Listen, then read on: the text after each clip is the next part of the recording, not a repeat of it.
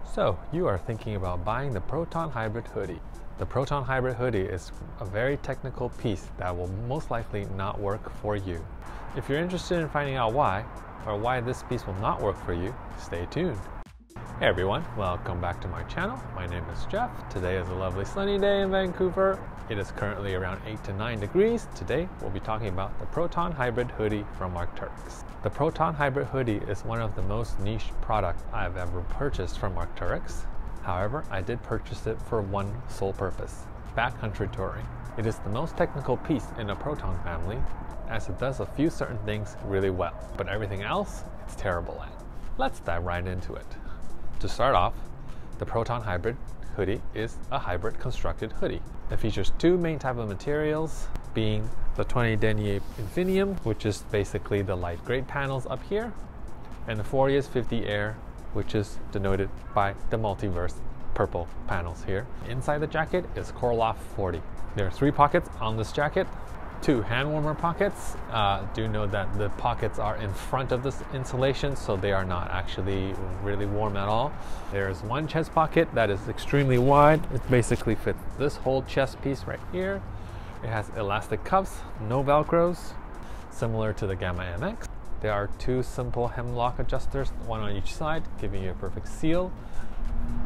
It has a dropped tail design, so it gives you more coverage in the back.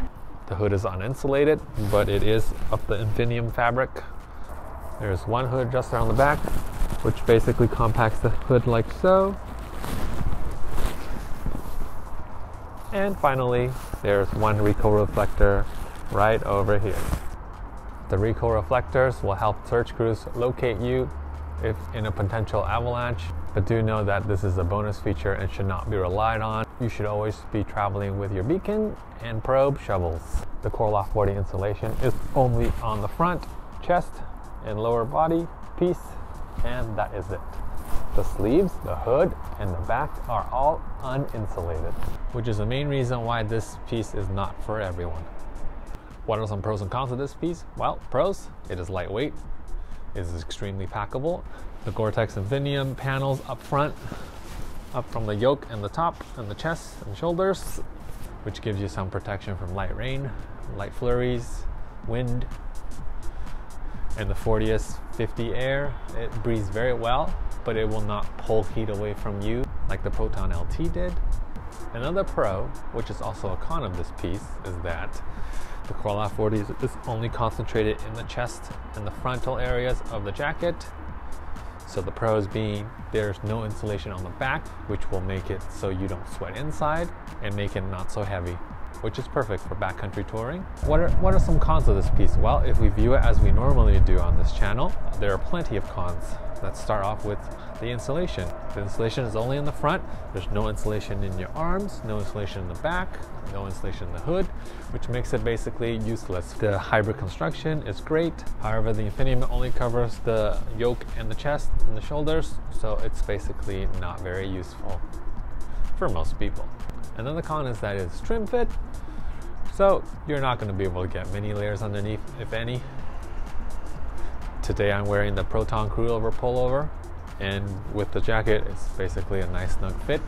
You can sneak in a Delta LT. Layering wise, I always use this with a base layer, a Delta LT if it's really cold, and then this on top, because you're not going to be able to fit your Atom or any sort of insulation underneath this piece.